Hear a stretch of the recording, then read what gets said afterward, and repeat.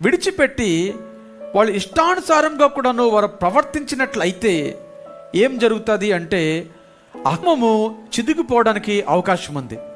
So ఆ కుటుంబము చిదిగిపోకుండా ఉండాలి అంటే ఖచ్చితంగా కూడాను భార్య భర్త కూడాను వారి మీద దేవుడు పెట్టినటువంటి బాధ్యత విషయంలో ఎంత మాత్రము కూడాను విస్మరించకుండాను భార్య భర్తలు వారి బాధ్యతల విషయంలో ఎప్పుడు కూడాను వారు కట్టుబడి ఉండాలి.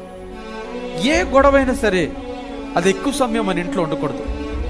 సమస్యలు ఉంటాయి, బాధలు ఉంటాయి, ఆర్థిక ఇబ్బందులు ఉంటాయి, అనారోగ్య సమస్యలు ఉంటాయి. కానీ వీటన్నిటిని కూడాను అధిగమించాలంటే ఐక్యత అవసరం.